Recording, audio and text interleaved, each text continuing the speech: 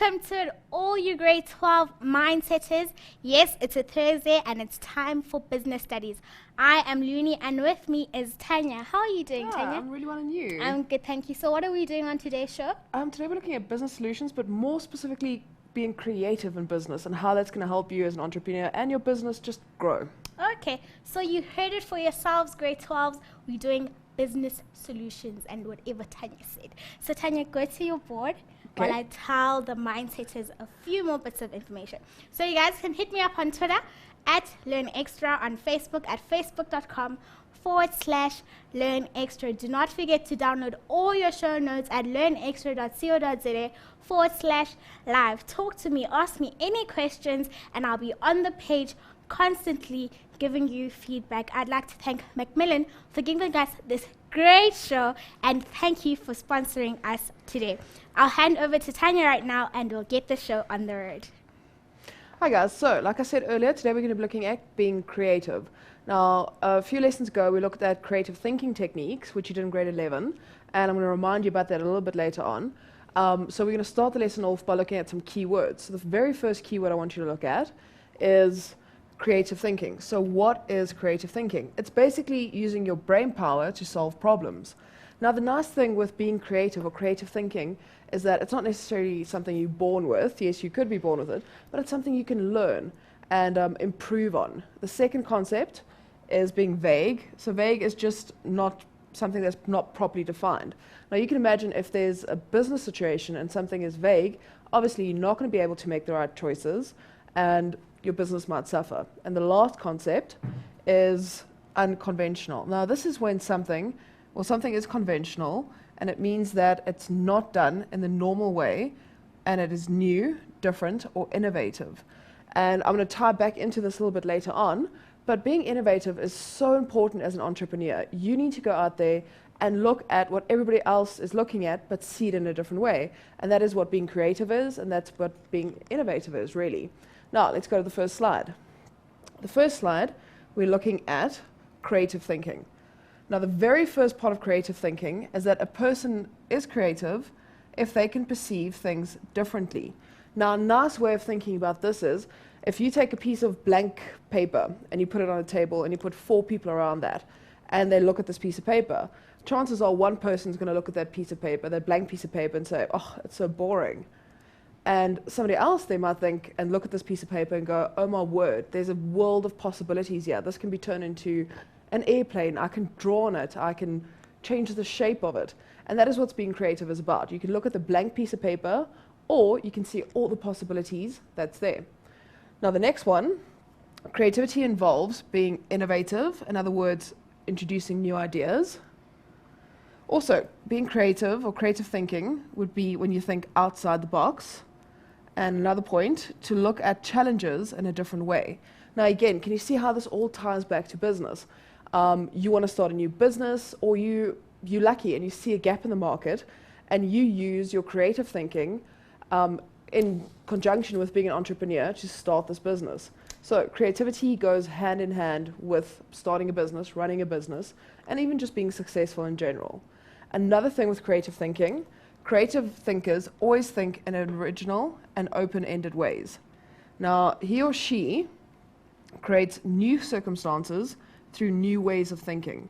So let's think about, I love the invention of an MP3 player. For a very long time, when I was growing up, the cool thing was to have a Walkman, which was a tape. I don't even know if some of you know what that is. If you don't know, go ask your parents. So you'd have the tape player, and you'd have to wear this big old thing, and then we got cool, and we got CD players, and then we had this big old, imagine the size of a CD, and you carrying that around. And then through somebody being creative and using technology, they created MP3 players. Now we can walk around with something about this size in our pocket and listen to music all day. And all of those things happened because somebody sat and they thought about, what is the problem? The problem is it's too big to walk around with this big thing on your hip like a CD. And it developed from there. So all of you mindsetters out there, remember, every one of us has the potential to be a great entrepreneur. So look around you and see what everybody else isn't seeing. Another creative thing would be to think creatively to assist you in making a success of the business in a competitive business world. And another point, I'm going to do one more point with you. You can get the rest on the website. Creativity is to use new ideas on existing challenges. Now, if you think back to that lesson we did on the grade 11 techniques with Scamper, for example, where you take a product and you change it around. You look at what is the existing product, what can I add to it, what can I take away from it to make it something completely different. And again, so remember, I'm just tying you back into that. Grade 11 creative thinking. They can bring this into your grade 12 finals, prelims. So if you don't have those notes, look on the website. I've put some on for you before, and just catch up with those. The next thing I want to look at today is why is creative thinking so important to business? Now, at school, you need to be creative when you're doing your work, etc. Now, you can imagine if you're in the business world, if you are starting a business, you need to be creative in yourself to get that business going. Or if you're working for somebody, being creative will help the business, and in the long run, as well, yourself. So creativity, vital, vital, vital. Now, the first point here you'll see is that, do you remember our definition of an entrepreneur? So we said that an entrepreneur is someone who sees an opportunity, takes a risk, thinks creatively, and innovates. Now, remember that innovation means to bring a completely new product to the market. So as an entrepreneur, you need to be creative to help you start your business, run your business, get it going. So entrepreneurship, creativity, innovation go hand in hand. Why else would business need to be, or why else is it important in the business world to be creative? The second point there, in order to be innovative, we must be able to adhere to thinking creatively. The second point now, so the business world is dynamic and challenging. With challenges come problems. Let me read that again to you one more time.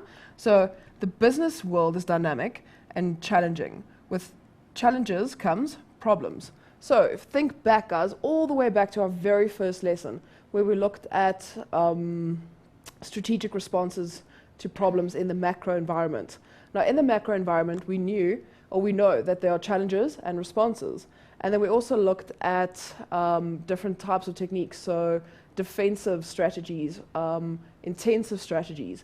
Now, those strategies, do you see how, so we've got the strategies, we've got the market environment, and then we jump to this, where we're looking at challenges, and these challenges can be overcome by looking or being creative, innovative. So all of that, I know that was a whole lot of information, guys, but draw the link. So we've got the macro environment, we've got challenges, we've got responses, and we've got innovation. Another reason we look at why businesses need to be creative, we can't allow problems to get in the way and hold us up. And therefore, we need to be able to think creatively, to find solutions, and to implement them and move on. So there's three things happening here, guys. So let's have a look. Take your pencils. So we can't allow problems to get in our way and to hold us up. And therefore, we need to be able to think creatively. So that's the first part. To find solutions, the second part. And to implement them, thirdly. And the fourth part here is move on. Okay, so we identified, we think creatively, we implement it, and we move on. And with moving on, they mean, sort the problem out so that you can carry on to more important things or bigger things. Or moving on could also be where you look at it in a different way and try in that creative manner to improve your problem. Another point, it's not only managers and entrepreneurs who need to be able to think creatively. Everybody today needs to confront problems and deal with them swiftly, or they will get the better of us, literally. Now, a company that lacks creativity is a weak company and will not survive. So in other words, if a company has been going for 5 years, imagine, or just think about how much has changed in 5 years, guys. So 5 years ago, we had a certain amount of technology. Let's just go with cell phones, right? Think about the cell phone you had 5 years ago. Yeah, probably not all that great, right? Now, think of the cell phone you have today. It's amazing. It's literally a little computer in your pocket. So what I'm saying with this point is that if a company doesn't move with the times, or if a company isn't willing to change, okay, it will become weak because it's not being forward-thinking, it's not being creative, and they will get stuck there. And chances are if your business is running the same way it did 5 years ago, it's falling behind. And the very last point here, a creative company has a competitive edge in the marketplace. So companies that keep up to date, companies that, up to date with technology, companies that carry on doing market research, companies that are out there making sure that they know what consumers want and change with it, or not just change with it, but improve on what people want, they will be successful. Let's go to another slide. So that was us looking at why businesses want creative people with them, why businesses need to be creative. Another point here is, what do we need to be creative? And I think that's a very valid question, because I've just been carrying on about you need to be creative, businesses need to be creative. What do you need as an individual, but also what do businesses need for their employees to be creative? So the very first thing we look at here is that creativity is something that can be developed in everyone. So you might be sitting at home going, oh, I just draw stick figures, I can't sing, I'm not creative. Now that is not being creative. Creative is literally being able to sit there and think of something in a different way. So everybody can be creative. And the nice thing about being creative is the more you know, the more you look at, the more you read, the more you'll just be more creative because you know so much more. So knowledge will breed creativity. Now, because everybody can be creative, this means that it can be learned. Now, in order to find creative solutions to problems, we need to process 3 characteristics.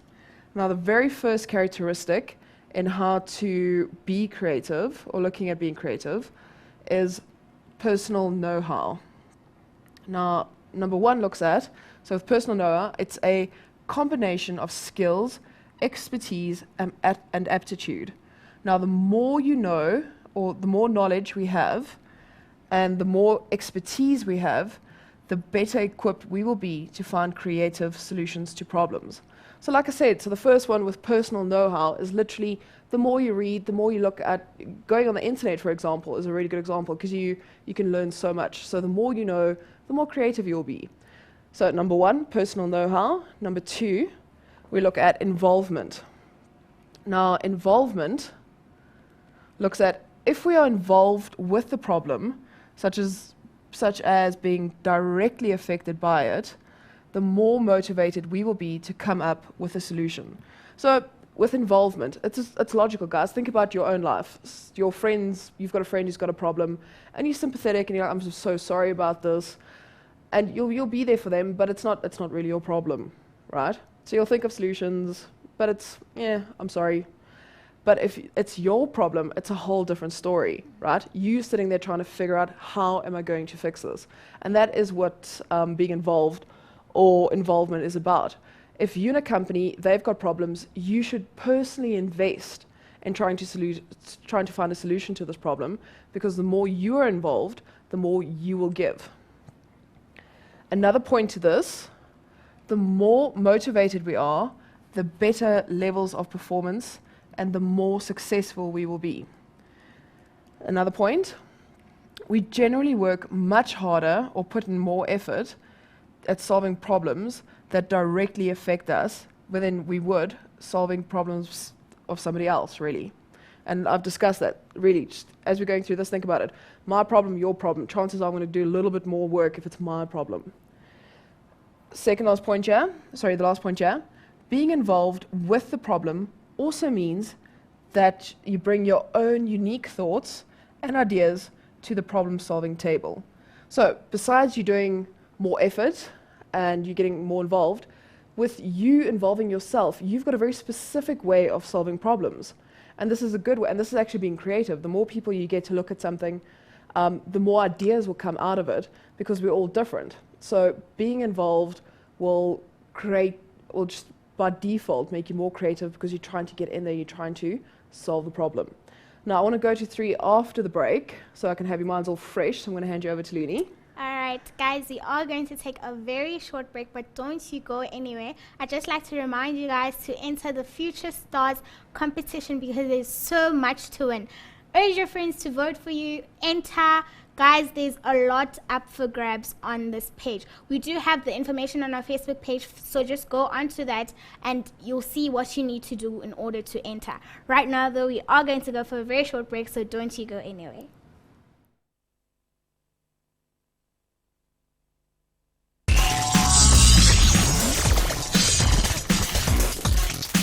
Welcome back, Mindsetters. I hope you're refreshed and you're ready to get more information from Tanya. I hope you jotted down everything that she said in the beginning, because there was a lot to take in from all that she said in the beginning. Right now, though, we are going to go straight to Tanya. So, Tanya, take it away. Okay, so before the break, we were looking at the 3 steps to, or 3 things to, why do you think you need to be creative, or the steps to being creative. So the very first one, remember, is personal know-how. So number 1 was personal know-how. Number 2 was involvement. And the last one to this, or the last part to this, we are looking at creative thinking skills. Now, with creative thinking skills, we need to know how to tackle a problem, and this includes knowing the various options we have to find solutions.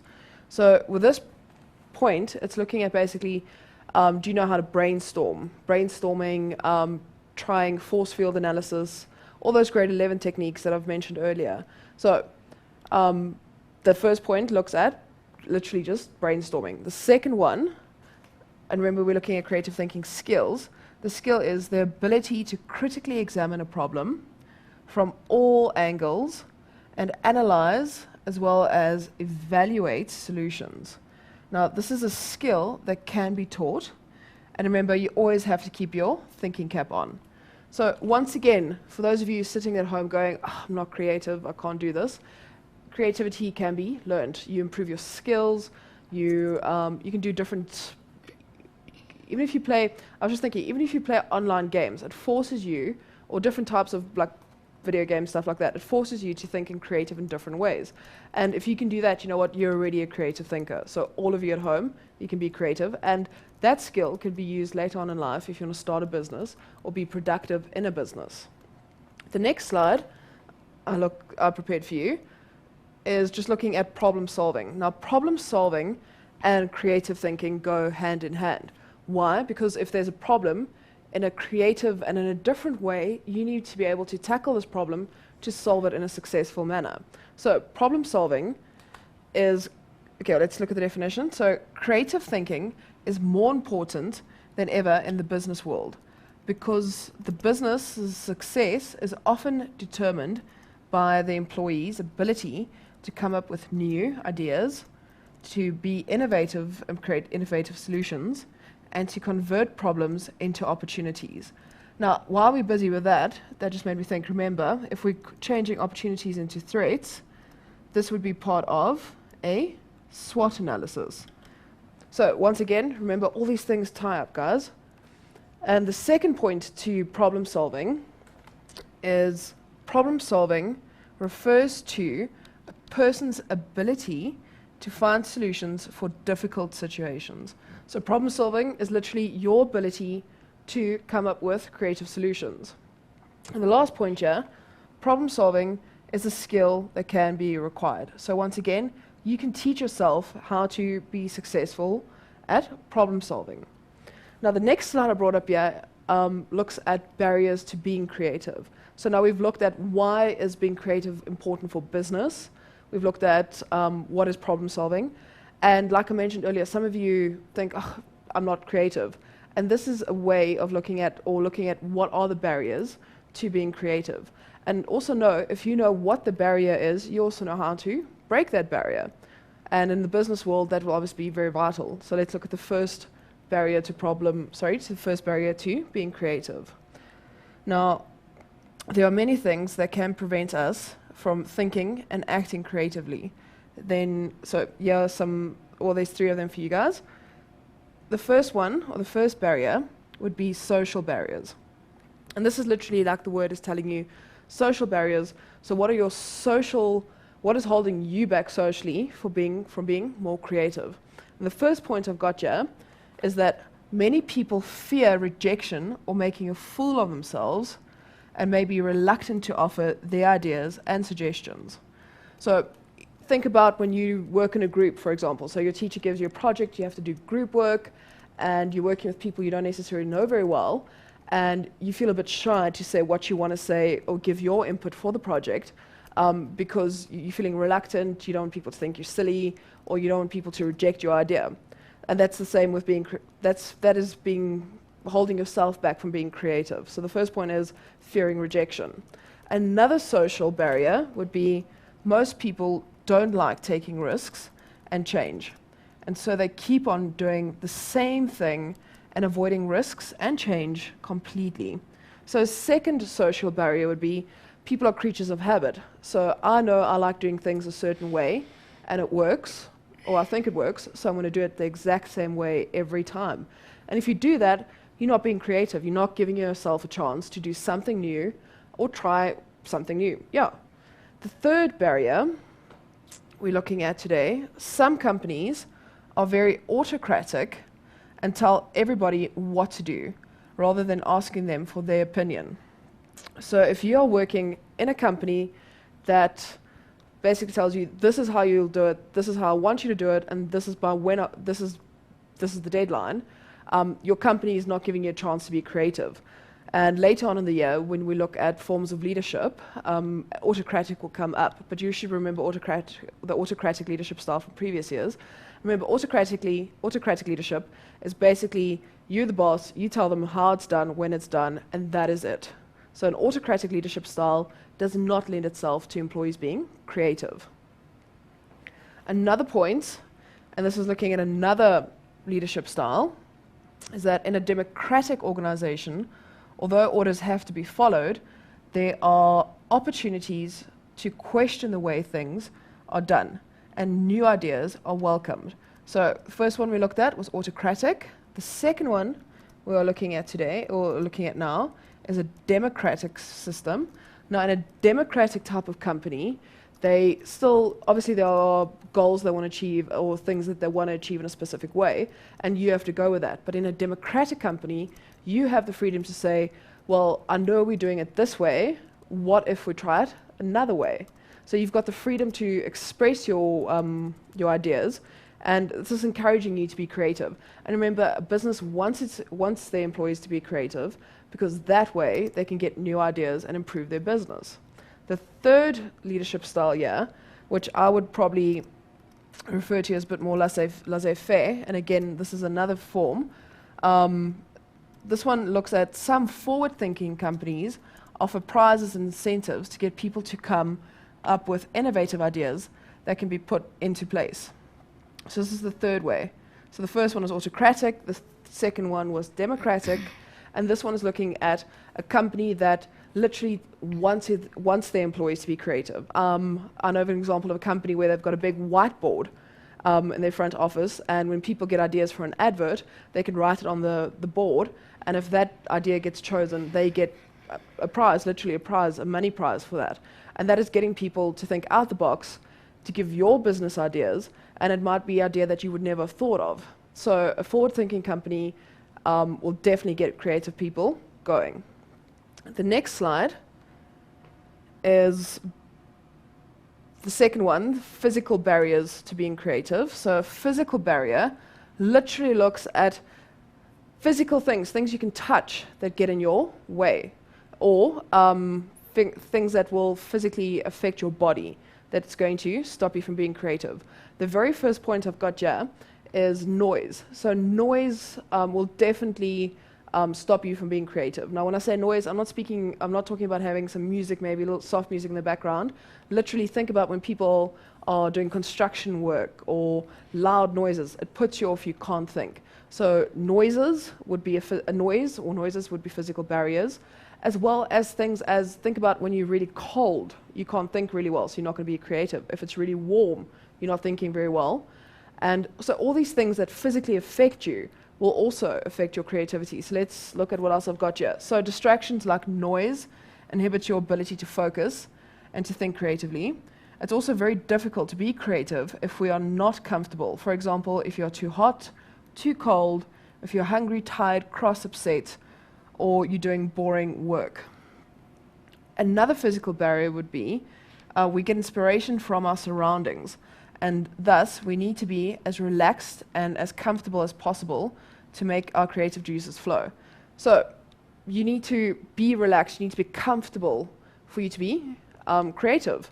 The third point after this is I look at literally your surroundings. So if you are working in an office that's painted white, there's nothing interesting in the room, you've got no pictures, you've got nothing happening, this will influence your creativity. So let's have a look. So people who have set routines, such as always having, I skipped, okay, so we're going to give, so I'm going to do this one first and I'll get back to the second one I just mentioned. So people who have set routines, like always having their lunch at a set time and always going to bed at the same time, are also not very creative, as they don't like any variation. So if you always do the same thing every day, you're not giving yourself an opportunity to be different. And then to skip to that point, which I got all excited about, because I like working in pretty places, so I want to quickly sum these three up for you. So being in a place that is aesthetically pleasing will inspire you. Not working to a routine every day will also inspire you. So those are the physical barriers. Let's go to the third one. The third barrier looks at a narrow mindset. Now, the way we view life can be a huge barrier to our creativity.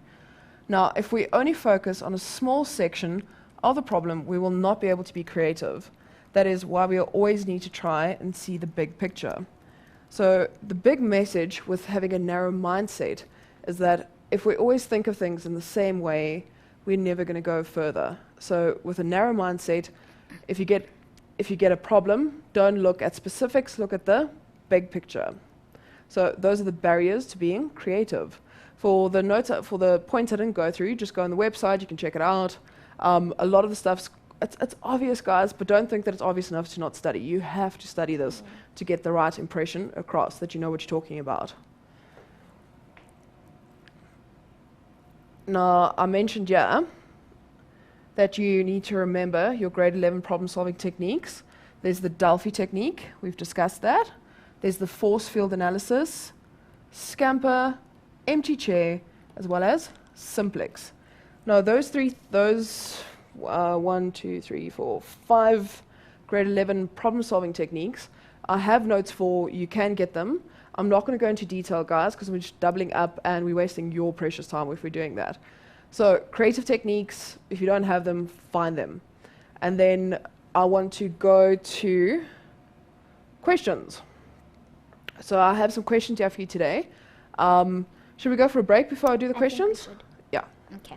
Guys, you're going to take a very short break, but before we do, I'd like to mention a few people on Facebook. Tim Zana Nomafu says, thank you guys, you help us a lot. This semester I got up to 87% in business studies, and she says, thank you, well done for that 87%. And then like he says, thank you guys, keep up the good work, and so much more positivity coming from you guys. I'd like to thank you so much for keeping in contact with me on Facebook. Do remember you can also hit us up on Twitter. Twitter has been very quiet today, so the Twitterverse needs to just light up with all your comments and your questions and anything you have to say about the show. It is at Learn Extra. Right now, though, we are going to take a very short break, so don't you go anywhere, because after this, Tanya will start with the questions.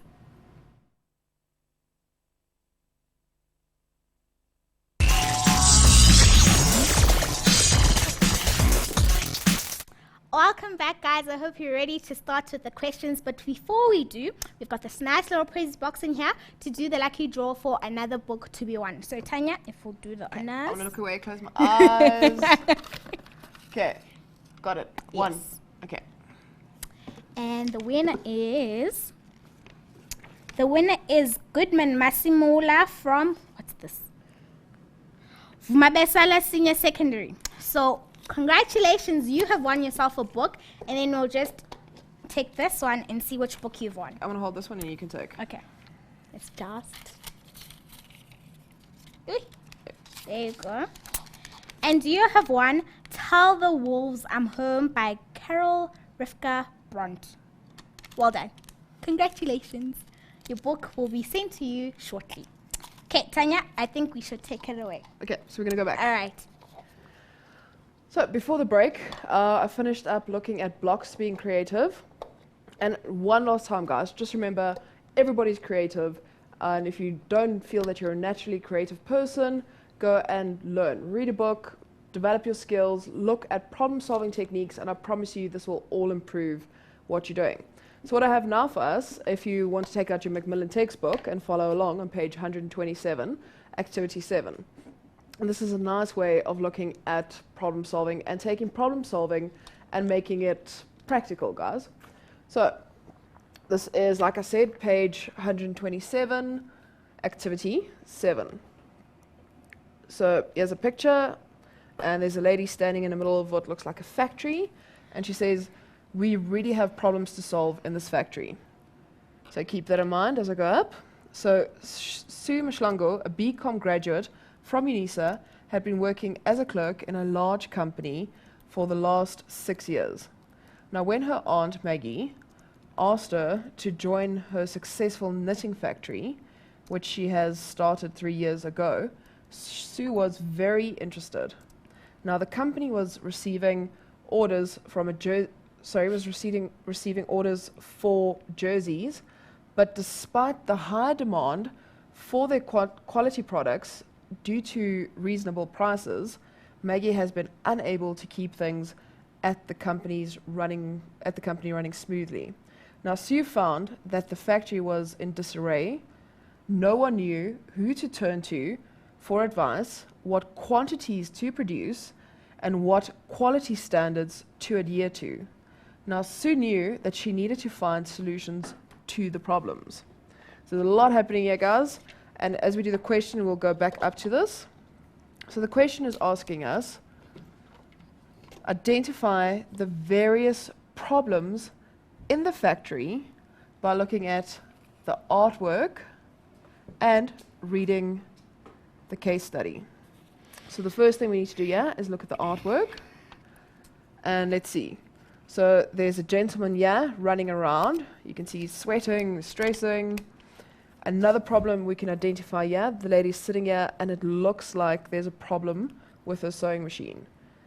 Another thing here, looks like a grumpy old guy there, cobwebs, obviously not enough work happening there, things lying around, and again, more things lying around. So those are the things we can identify in the picture.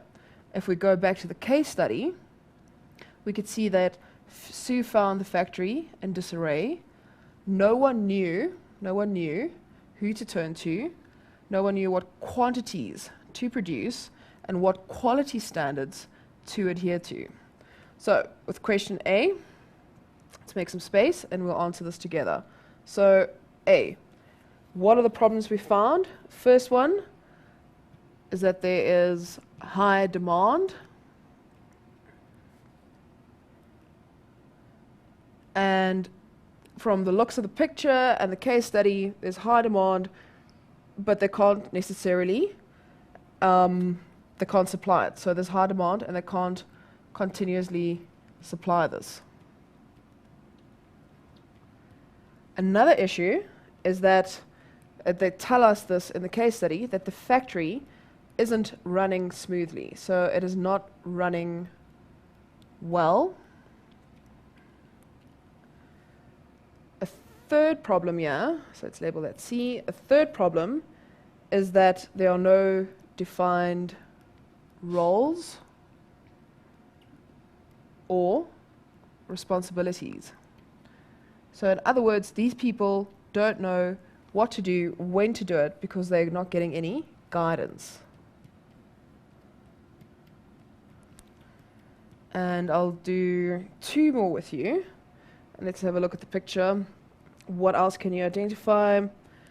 You'll see there, from this you can see that they don't know how much to produce, and they also don't know what quality to produce this at.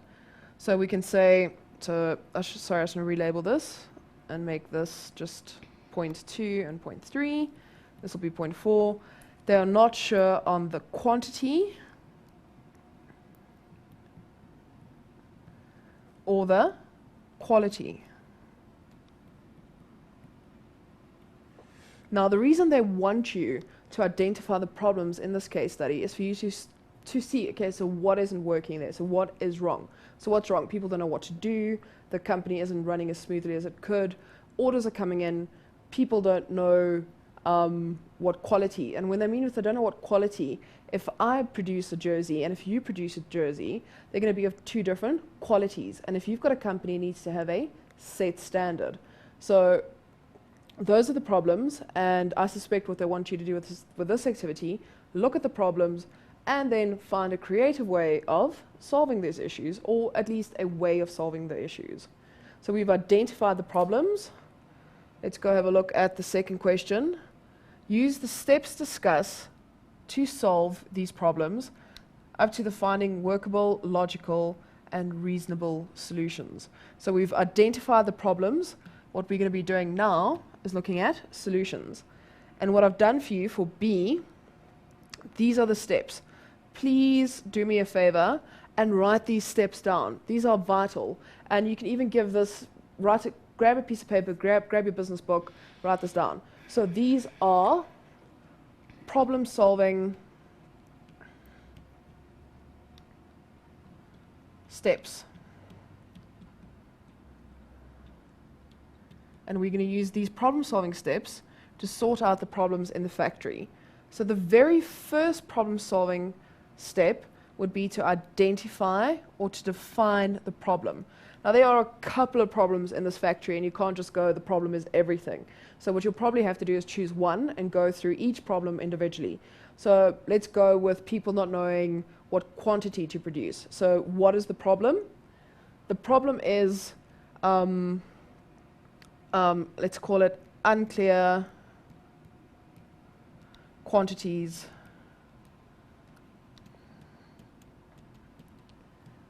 produced.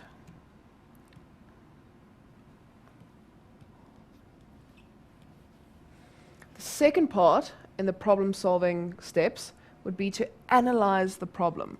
So the first one was, let's identify the problem. The second part is, let's analyze the problem. So remember what problem we're looking at? We're looking at not quantity, not enough, the quantities aren't correct. So what does the analyzing the problem means? For me, to analyze the problem would be orders will probably not be met properly. So analyze the problem. Orders not met because of unclear quantities. The third part of the problem-solving technique would be to identify solutions. So now we have defined the problem. What is the problem? Unclear quantities being produced. Then we analyzed the problem, and we analyzed, and what we found was orders are not being met. I'm sorry. And number 3, identify solutions. So what can we do to rectify the problem of orders not being met? So we can, my solutions would be, first one, create a schedule. So with the schedule, look at what the order quantities are and sticking to it. Or you could place a foreman in charge to make sure things are working out. You can give people set daily goals. With this part, guys, you can literally make hundreds of them as long as you look at each of them. So that was number 3. Number 4, choose the best solution. So we have now in step 3 looked at possible solutions. My favorite solution would be to create a schedule. So you're choosing your best solution. The best solution would be a schedule, so people can stick to it. And number 5, we look at implementing solution. So with implementing the solution, you are literally going to take create a computer program, spreadsheets, whatever you need to do, but you're going to create a schedule and stick it up. So implement the solution on a board at work or on a wall. You are going to stick up the schedule so people know how much they must produce every day. And lastly, would be to evaluate the chosen solution. So now we've implemented the schedule. Now to evaluate it, we need to, on a daily, weekly basis, go and see, are the workers sticking to the schedule and is the schedule working? Now, I love this problem solving steps because you can use this with everything. So before we go to the next question, I'm going to give it over to Looney. All right. We'd just like to repeat that Goodman Masimula from Vumabesala Senior Secondary won the book Tell the Wolves I'm Home by Rivka Brandt. So congratulations to you. Guys, the Twitterverse is very quiet for my liking. Please hit us up on Twitter.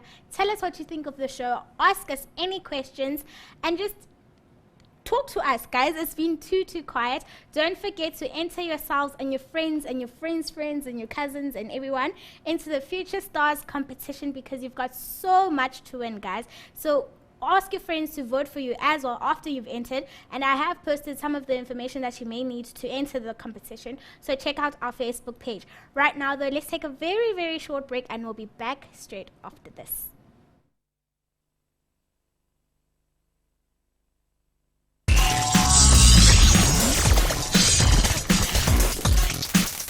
Welcome back, guys. You're still chilling with me, Looney and Tanya, and we're working on business studies for grade 12. So without further ado, I'll take it back to Tanya. Okay, so before the break, guys, remember we looked at the first question in how to be creative, and we looked at the problem-solving steps to helping with a problem. The second question I've got here is from a previous exam paper, and it looks at, again, we're going to look at creative ways of fixing things. So grab a pen, if you can follow along, it'll be great. So this is the second question. And remember, I'm going to tell you this every time I underline something.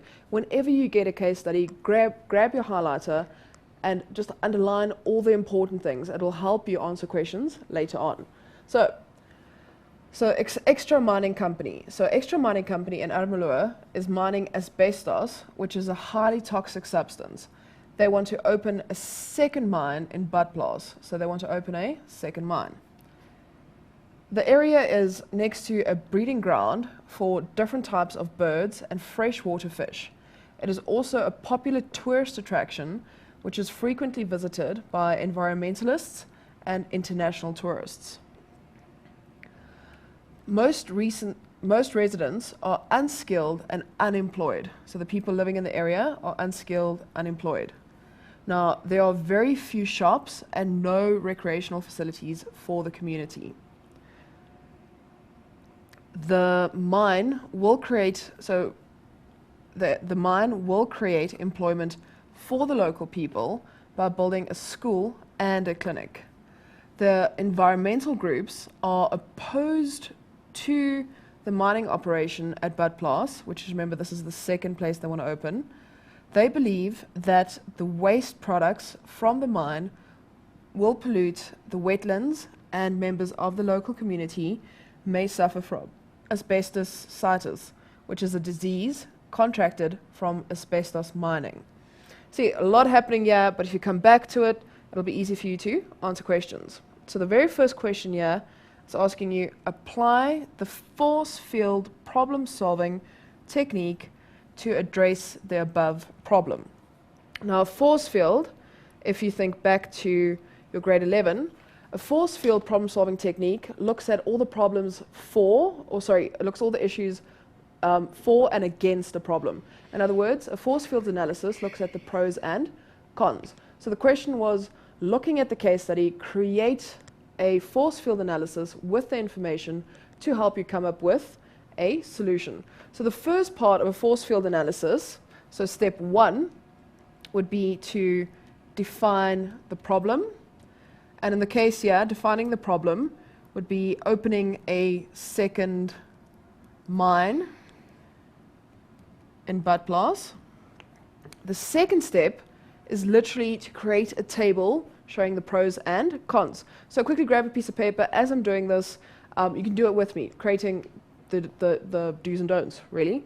So let's make this the pro side, and let's make this the con side. Remember, pros and cons, this would be what are the advantages, and this would be what are the disadvantages. Let's draw a line down, and Referring back to that case study, I just want to quickly show you that one more time. There was a lot happening here. So from the case study, when you're sitting in the exam, take the highlighted bits, look at all the advantages and look at all the disadvantages. So what I'm going to be doing with you, let's first do all the advantages and then or pros, and then we can do all the disadvantages. The first advantage was that they are going to provide training and skills to the community, and this will, in the long run, obviously create employment for the locals, because remember the local people there were unskilled and mostly unskilled and untrained for what they wanted to do. The second advantage, if they create a second mine, more people have to be involved. So they're educating people, so they're creating jobs. So yes, tourism will suffer, but the economic development will counteract that financially. So the second advantage would be the economic growth will replace the tourism.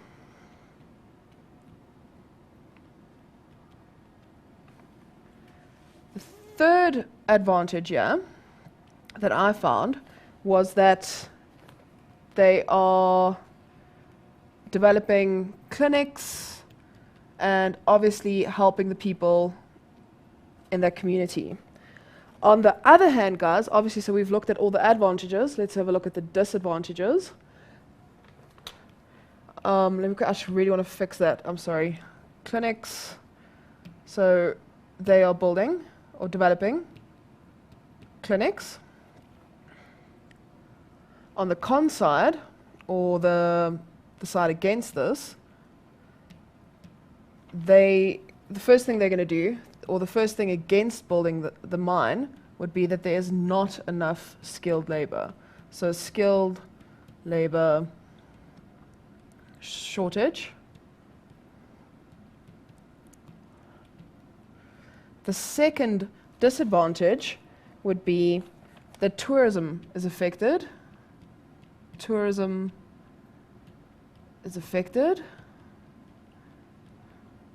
And with that point, so tourism is affected, but it's also going to mean the environment's going to be affected. And that, to me, that's just as negative. So remember that the environment's going to be affected. And the third disadvantage would be to start a second mine would be a really large capital outlay. In other words, what I mean with a large capital outlay, you can imagine, so they want to open a second farm at Badplaas. That is going to cost literally millions and millions of rands. So they're going to have a lot of money available to do this. Now, with the force field analysis, what you do is you usually list about 4 or 5. I needed 3 with you today. But you're going to do a few. And then what you're going to do is you're going to score it. And beforehand, you can decide the weighting. So you can say it's going to go from 1 being it's not such a great point, to 5 being this is really important. And the reason for this is, we can quickly do this. So training and skills development to employ or help people get employed, I would say this is a 5. Then economic growth will replace tourism. I'll make that a 2. And developing clinics for people, that's really important. So we'll weigh that a 5. On the other side, there's a shortage of skilled labor. That's quite a serious problem. So I'll make that a 3. The tourism affected, again, I think that will be a negative. So that will definitely be a 3. And large capital outlay, which is serious. So I'll make that a 5. And with a force field analysis, you're literally going to add up the pros and the cons. So let's have a look. The pros add up to 11, and the cons add up to 11. So I don't look at that one properly. What you would usually do in that case then is put another point in and look at that to try and change it that way. Or what you can do is go back and look at maybe there's something you can change. So there's a shortage of skilled labor. You can always train people. So maybe we change the 3 to a 2, which in this case will change the 11 to a 10. and this will make it easier for you to see. So the pros, in other words, the things for changing or making the second mine outweigh the negative of not creating the mine. So force field analysis will help you make your choice. So today, guys, we've looked at being creative, problem solving, thinking outside the box, and just remember, everybody's creative. It's just about developing it. Looney. All right, guys, we have reached the end of our show, but thank you so much for communicating with me, asking us so many questions and giving us positive feedback. Thank you so much for everything. How did you find the show today? I love creativity is the best for me. Are you a creative person? I love being creative. Yeah. I'm also creative. I paint, I draw, I do all the things, but I'm not a businessy type of person. You can put the two together. We can, hey? Yeah, why not? Start a business of our own. I like that. Guys, thank you so much for tuning in. It was great to have you on our show. Oh, we've got a few questions. Victor Scanius is asking, can you guys explain all legislation of ACT and raw sectors? We did legislation, previous lesson. So if you guys looks on the website, Learn Extra, you'll find the stuff. Victor, I'm sure you're watching, so you heard what Tanya said. She did it previously, so you'll get all your answers there. And then while she is asking, what are SETAs? SETAs. SETAs. Yes. It's Sector Education and Training Authority. SETAs form part of the National Skills Development Act and levies. And again, I don't want to sound like a broken record, I did SETAs with legislation. There you go. So guys, all your questions have been answered. Thank you so much for being with us. It was great. It was lovely. We had a fun time. We answered all your questions. The Twitterverse was very, very, very quiet. So next time I'm here, I want you guys to be hitting me up and blowing up the Twitterverse, talking to me on Twitter, asking me questions on anything that you want to know about the show. Thank you so much to Macmillan for sponsoring the show. It was great to have you with us in studio. So from us, guys, thank you so much for being with us. And until next time, goodbye.